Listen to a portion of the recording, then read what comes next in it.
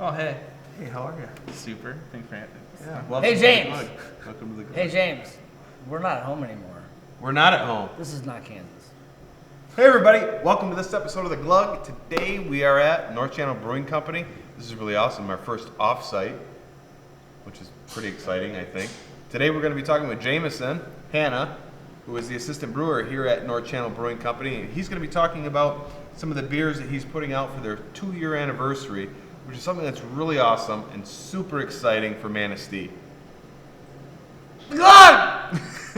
It's been a while since we've been on, so sorry, Eric's been holding that in. I missed you so much! Please, take us back into your hearts. I love you. We all love you. We do. Little Captain Pile's Pilsner. Yeah! Cheers. Cheers. Cheers.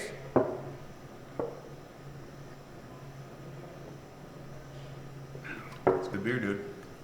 Goes down well. So, Jameson, Delicious. talk to us about the beers that we're going to be trying tonight.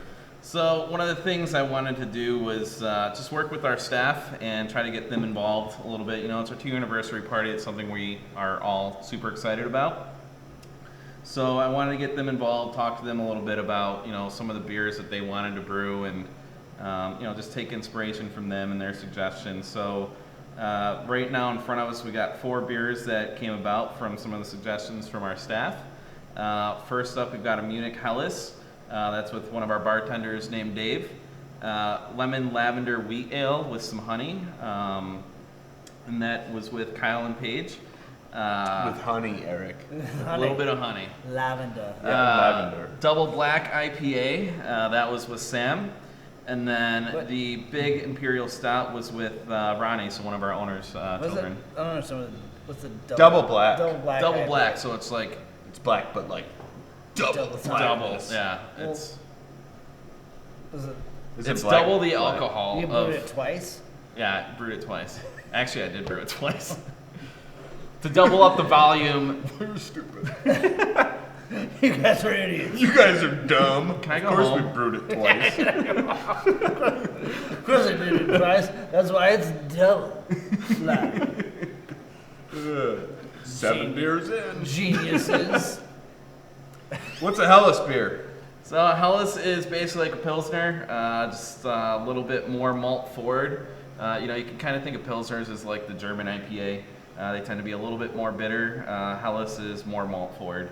So that guy comes in at about 5.5% alcohol, 100% Pilsen malt, German lager yeast, German hops, Hallertau Mittelfrüh specifically, and then built up our water profile. So that was 100% reverse osmosis, built it up to mimic water profile of a town out in Germany to make it as authentic as possible. We've talked about reverse osmosis a few times. Maybe speak to that a little bit for people that are watching. What does that exactly mean when you're building it from basically? So when you're going with reverse osmosis, you're basically ripping all of the minerals out of the water and you're starting with just an absolute zero platform. So, you know, for us as brewers, for consistency purposes, most importantly, we're able to add minerals back with like calcium chloride, gypsum, Epsom salts, you know, adjust our pH with acids a little bit better, or, you know, build up our alkalinity with sodium bicarbonate.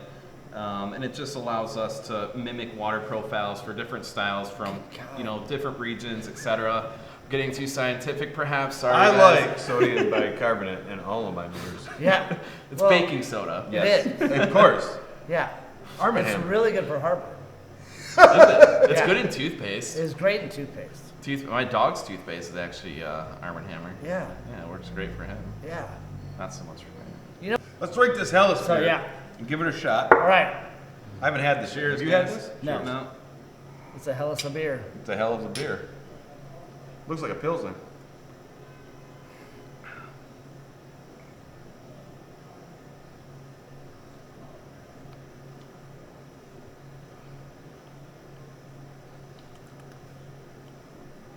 Okay, so what am I supposed to be tasting in this? So it should be kind of like a raw, grainy kind of taste to some degree from just Pilsen malt. Yeah. And then from the Hallertau Mittelfrüh, it's going to be, you know, kind of subtle floral earthy notes. Now, is this the one I'm supposed to be tasting honey in? No, No, that's the next one. That's the power of suggestion because I taste honey in it. It's sweet to me. Like it's sweet like a honey. I think it's just got a heavier malt build than a traditional Pilsner. No, it's a different mash schedule for it. So, and it's supposed to bring out more of the malt character. Maths. So instead of being a little more dry, Yeah, it's more malt. You say Yeah. maths? maths, Math? maths, plural. Yeah. Yeah, when you do math, it's maths. It's like the Yeah. It's just math. You didn't know that? no, it's maths. 100% it's maths. Pull out your phone, man. Let's Google I did it. math. No, it's maths. I did 95 math problems. No, it's Matt's. Put a beer in one. Well, you didn't say I did 95 math. Yeah. I did 95 math problems. Okay, there you go. Now we can continue the conversation. Math problems. No. So how about the beer? It's good. I don't agree I with like math. it. I do like it. It's very good. Is this going to be an everyday beer once it gets? So we're talking about maybe doing like a voting process. So, you know, we've got 4 beers in front of us. There might be another like 3 or 4 that are unannounced that might be coming out to the taps too that night. But, you know, we want to get the community engaged as well with this anniversary party and let people vote on, you know, their top favorite beer or top 2, maybe even 3 that will then scale up to a much larger volume. Our big system over here, 7 barrels. Because all these batches right now are either 10 to 5 gallons. So, you know, these are very small. We're talking out of, you know, a single keg, maybe 40, 16-ounce pours. I think that vote will be really interesting. Today it was with both Facebook and Instagram, literally everybody that made a comment about their favorite beer at North Channel was different.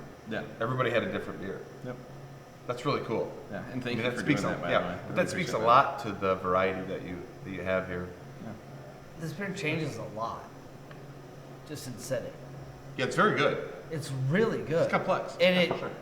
it like you drink it, and you're like, okay, I get it. And then it goes, like it has like a upswing to it. Like you get the flavors, and then you go, like you get like honey, like sweeter, but different complex flavors as it sits. I like it.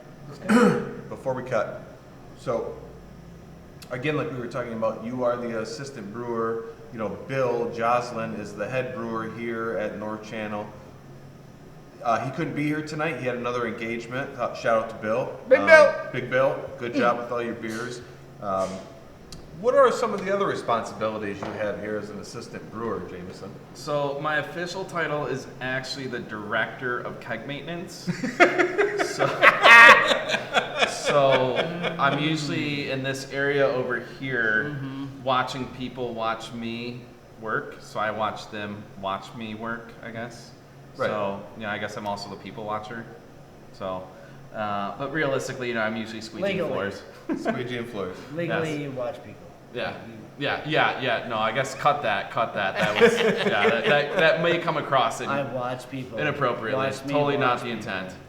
All right, Jameson, beer number 2. What are we getting after on this one? So this is a wheat ale with freshly zested lemons, French culinary lavender, and a little pinch of honey. It comes in 6% alcohol, right around, I think, 12 IBUs, so kept the IBUs low. Just a nice, light, refreshing, kind of citrus-forward beer with a you know, floral finish on the back of the palate, and that's obviously from the lavender. So, Cheers. yep. This is, well, Is it? When somebody says it smells like Fruity Pebbles, how do you react to that? Because so when I'm brewing this beer, Yeah. I actually will drag people over and say, smell this, and that's always their first reaction, Fruit Loops or Fruity Pebbles. so what's the reason for that? What am I smelling? The lavender. The blend of the Is it lavender and the lemon zest. Okay. You're getting a little mix of both. This is like, Dude. yeah, that's Dude. dangerous territory. Dude. That's dangerous territory. Danger, Will Robinson. Holy shit, man. That's bad news. That is trouble. What is this ABV? 6. God, give me more. Give me a lot more. Can this shit.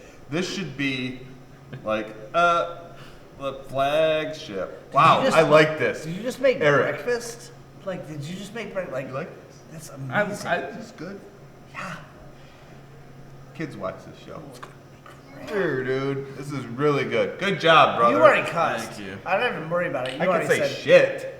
Everybody says shit. This is good shit, dude. This is good really shit. good, dude. Oh my gosh. Wow. Good one. Wow. I really like this beer. A lot. A lot.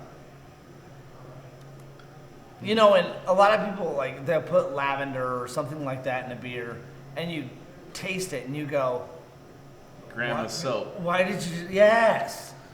Grandma's soap. Or like, why did you put potpourri in my glass? Why does this taste like I just That's really good. chewed up, you know, Hobby Lobby? It's disgusting. But the lavender and all of the other Other ingredients, stuff? This It- is the damn good beer. it dude. bubbles It's a up great into just a Regardless of the really, ingredient really good complex, yeah. beer. Yeah, lavender is one of the hard flavors because you can easily overdo it, and the problem is when you overdo it, you can't take it out.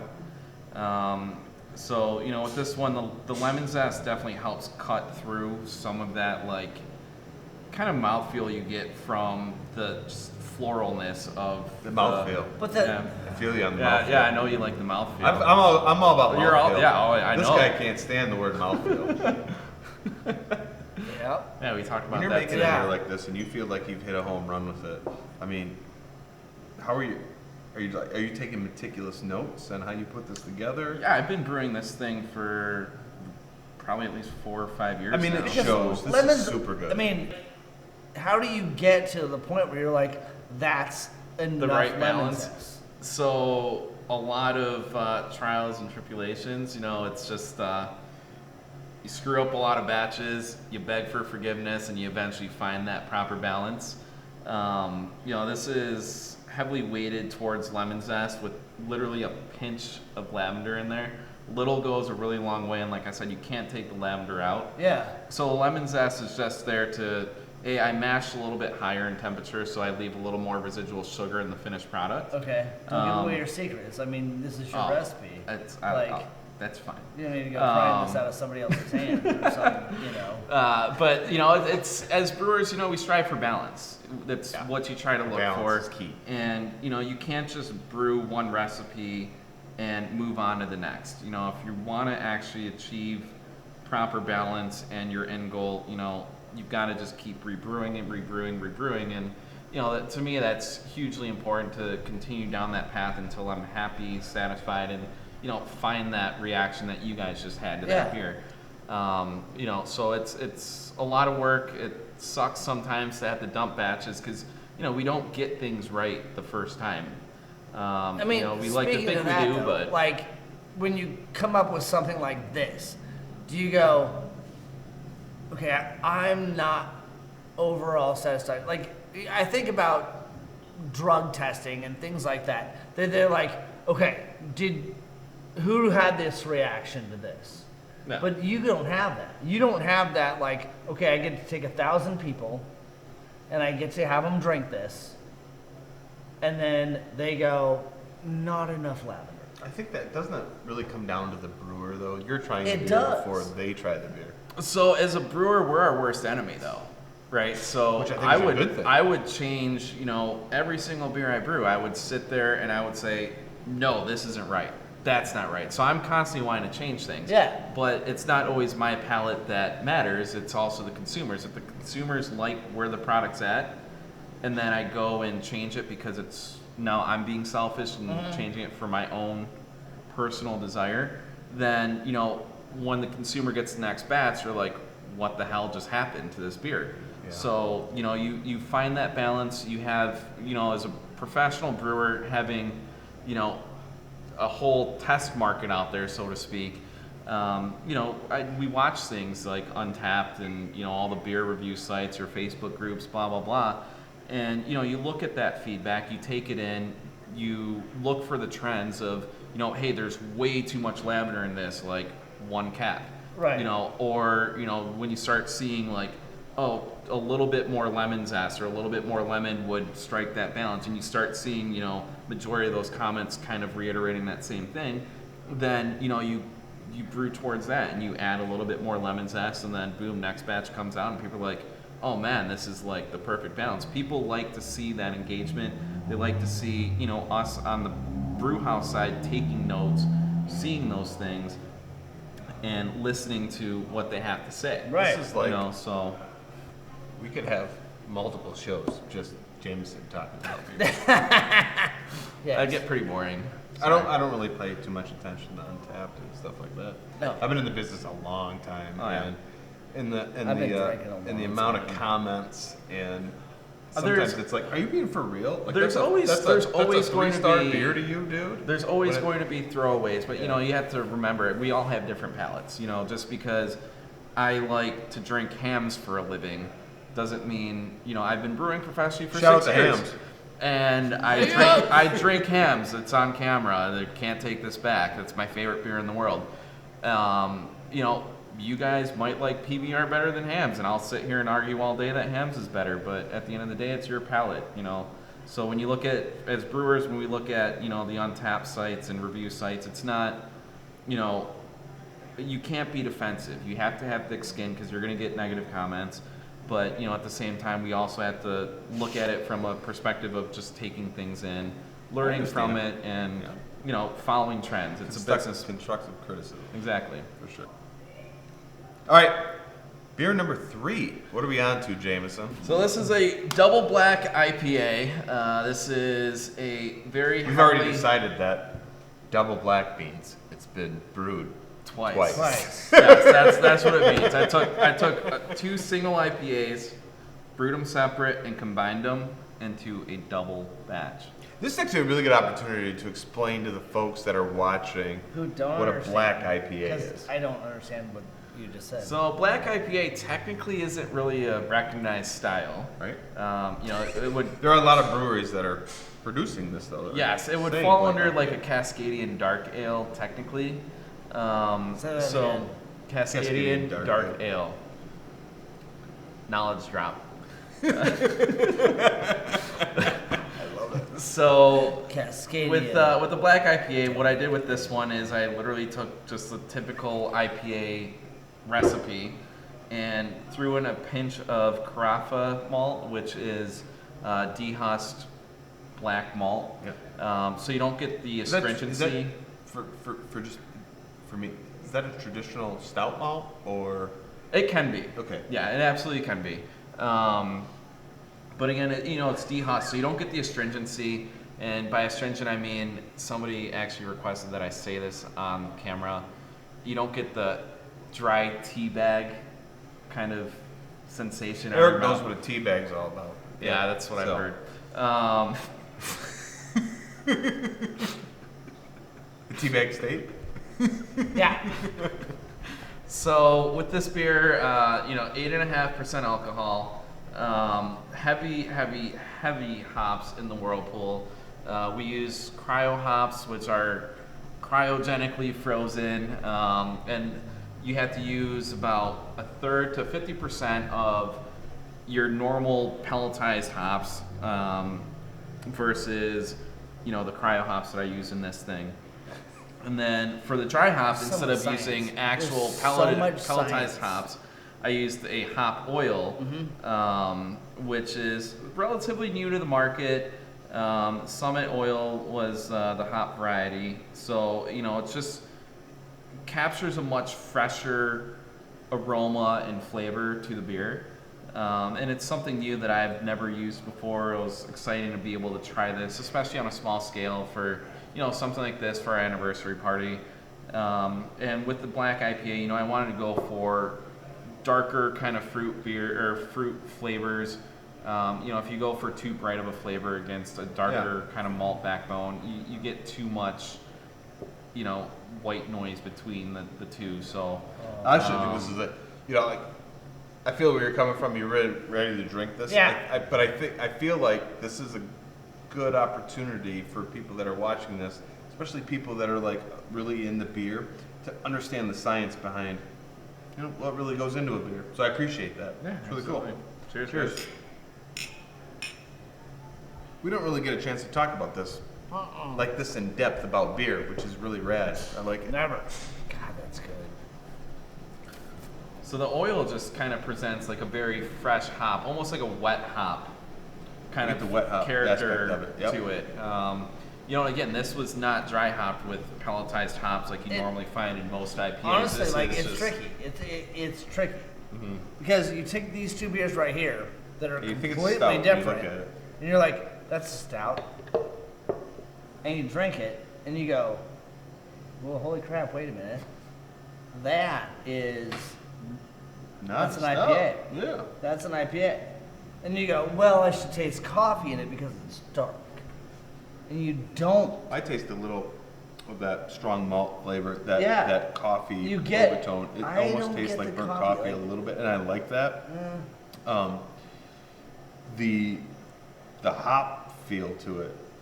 Well, first of all, the mouth feel to me tastes like a stout or a porter, Yeah, it's a which little I really like. I I'm really just gonna like. start saying that word now. Evidently, that's just a fine thing to say. It is true, though. I know you don't like to hear that saying, Eric, but there's a lot going on in terms of mouthfeel with this. It's really good. Well, describe the mouthfeel. It's dry. Okay. It's sticky almost, especially on the lips, on the Yep. inner lip. That's Really the, sticky. that's honestly Yep. the hop oils Yep. coating your palate. So the first sip is like super bitter almost, and then once you get past that first sip, it kind of just coats your tongue, and then you get past the bitterness, and you can start to pick up some of almost like for me, it's almost like a candied flavor, which I like. It's kind of like the sweet, bitter, syrupy kind of Syrupy. flavor. And I like that. It's yep. very different, but it also kind of reminds me of like a wet hopped, Yeah. harvest ale. I think kinda- there's two takes to this beer. There's the first take when you take it in. That first initial is very hop forward, okay, and then it starts to get that stickiness, and then as it goes back into the mouth, you get a little bit more of that stronger coffee over. There's two takes. At the front end is a lighter IPA. Back end to me is a little bit more of a stout or a porter, but the whole mouthfeel, from smell to taste to finish, is all hop, and I really like that. All right, Jameson, last beer of the night. I'm pretty excited about this bad boy. 15 point what? 4%, 15.4. Holy Nikes. Wait a minute. The last time I talked to you it was 15.1. Wait a minute. The last time I talked to you, I blacked out. Yeah. Now, definitely 15.4%. We have very high-tech tools behind our cameraman, which you can't see. Hi, Zach. I'm good. How are you? Thanks. Shout out to Zach. Shout out to Manistee Media. Yes. Shout out to Manistee Media. Wait, who are those guys? Yeah. Well, them guys are pretty awesome. They're filming today. So, anyways, So this is a very big stout. So normally I would brew this beer at 21% alcohol. you said that to me. How Wait a come you're minute. not? Like you So why scroll didn't? back. Yeah. Yes. So You don't think why- Manistee can handle it? You don't think No. we can handle 21%? No. What Is that what I it wanted, is? what I wanted to You're like, present to Manistee Manistee- was the absolute best base beer to build it up to. So we're basic. So no, not basic So at all. we're saying a variant's coming. Yes, because I am overly thrilled with how this beer turned out. One of the things, I've been brewing this for, 4 or 5 years now too. And it's always been a struggle to find the balance of too sweet versus, the alcohol content. So when you start getting into those higher alcohol beers, you have a lot of residual sugar left over in the actual beer itself. Because a lot of yeast can't ferment, they have alcohol But don't tolerances. you think it has something to do with mindset? Like, you're like, can they handle 15.4? Dude, there was a I don't- time where like every brewer wanted to make the biggest beer in. that Yeah, they could Brewdog. make. It was Brewdog almost like- and another brewery, they were in, some giant race of, competition. And I've had the Tactical Nuclear Penguin from Brewdog. I've had Sink the Bismarck, which I think were like 17.5 and then 24% respectively. Both freaking delicious beers. Sam Adams' Utopia just came out. I don't know if you got a bottle of it. Which is funny because Andy Thomas from Starving Artist, shout out to Andy, texted me and was like, "Hey, if you get some Utopias, save some for me." I'm like, "Nice try." Did you get some? No, hell no, I didn't get some. I'm But a what is little it? store I mean, in it's Manistee, like- Michigan.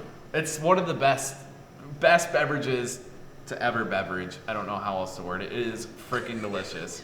If we got a bottle of that, that should be on the Glug. It is one of the best beverages bestest. to ever beverage. Yes, it's really good at maths. Like so, these, like they were like beveraging. They were like, "Hey, what are you doing? Hey, Bob. Hey, Bill. What are you doing today? I'm gonna beverage." But you can't, because I'm the best beverage to ever beverage. yes, that's exactly how Utopias came about. It's like the Beastie Boys. Yeah. Like, hey, I'm the Beastie Boys. I'm the best Beastie Boys to ever Beastie Boys. So anyway, with this beer, I wanted Shut me down. I wanted to revisit the base recipe Yeah. and just strike a better balance Okay. from what I had been brewing to what this beer has become now. Anyway, what are we doing? What are We're we sampling drinking? the new stout. Yes, so we're drinking the new stout. This is 15.4% alcohol. There is a little bit of lactose sugar in there. Don't slam it. I'm not you. This guy. Jesus. Sip. It's a Enjoy sipper. it. It's like a fine whiskey. Is it like hot This dog? got a little bit of like Hot dog? lactose sugar, like he said. it got You're a not little gonna bit of get hot the dog shits from in it. it? A little It'll bit be of fine. hot dogs, some Slim Jim. Some Slim Jim. Snap into this. Well, you just tapped it on the table. You tapped it on the table. It means you have to drink it. You have to slam it. We're not slamming anything. First of all, it's got lactose sugar in it, and I don't want diarrhea. You don't want lactorrhea. Holy shit. Jameson, I told you, and I told you, and I told you, dude. Stop. It doesn't even taste like it's 15 point No. what? 4. 15. No. It tastes like it's 0, which is a problem. Yeah. And I'm gonna Well, get if it tastes like a drunk. 0, then it'd be like super sweet, sugary, but No. there's alcohol in there. I get a little bit of burn on the back of the palate. You got no burn. Well, I don't Breathe- get 0. I don't get. breathe How much out. burn do you I get? have no burn. How much burn do you get? 0 burn. Ask His me. face is pretty red though. Ask me. He's flushing. How much burn do I That's get? because I'm hot. Well, we've had 17 beers before Yeah. we had these. And I'm this good looking. Yeah, So- stop it. Just leave the top button though. Leave the top button That's home. what I did. Fasocos for life. Well, I know your wife's over there watching you, Yeah. but like, just keep it on. Yeah. No, she's fine with it. She's fine with it. All right, do me a favor. God, that's dumb. When you sell this beer, put it in pint glasses. Don't put it in snifters. That's going in 5 ounces. So when is the anniversary party? November 9th, next Saturday. Open to the public. No tickets. No tickets Everybody can come in? necessary. Everybody come in. I will actually personally be serving all of the beers you watched tonight, or today, whenever you're watching, this morning, afternoon. So come hang out, have fun, enjoy yourselves. A couple other beers that we'll have coming out for sure. Dark English Mild, 3.8% alcohol. That was brewed with our general manager, Brian. I should have a Belgian Golden Strong Ale with raspberries, which he got to Dude. try tonight. So I tried that beer tonight, and it was almost like a puree, Yeah. right? So it was unfiltered and just absolutely beautiful. Did you say Is it- parade? Puree. Puree. Puree. Oh, puree. Raspberries just got added to the fermenter Yeah. tonight. It was I a thought you said fruit today. bomb, and it was amazing. It was amazing, and it was still like in its infancy. So that's gonna be really That'll exciting. end up at 9.4%. I've got an American Adjunct Lager. My Ham's beer, which I tried tonight too, and if you like hams, it tasted like hams with no carbonation. Did you do So that? yeah, he did. Yeah, and I'll let you try it when we're Okay. when Eric, we're it done was with awesome. We'll film that too. It was super good, dude. camera. Shocking how good. And how, as soon as I smelt it, I'm like, Jesus. Damn. And then Bombshell, our first New England IPA. Boom! We've been asked to do one of those hazy monstrosities, if you will. It's the hot ticket. It's the hot ticket, and they're good. I drink New England IPAs. And they're only going to be 75 calories per 16 this ounce guy can. will come in about 7.1% alcohol, 60 IBUs, all Citra hops. Oh my gosh. And then Can I hug you right now? I know, dude, right? is this Because I love Citra hops. I love you. It's And right I behind love- you. You can go smell it. Where is this it? No, No. that's not it. Oh. Trust me. No, don't do that. Don't do that. And then another exciting thing that we've got in the pipeline that may be ready is a hard seltzer. You've seen all the trends of the hard seltzer, so I've got one in the works right now. Yeah. First nice. of all, for you White Claw and Truly people, North Channel Seltzer, yeah, that's where it's at. It will be where it's at. Just you It's wait. kind of where it's at. So that'll be coming out. I'm shooting for around 5.5% alcohol. Yeah. So a little bit higher than your self brands. Just keep an eye on our Facebook page. We'll be posting as the beers come up, and hope to see everybody there.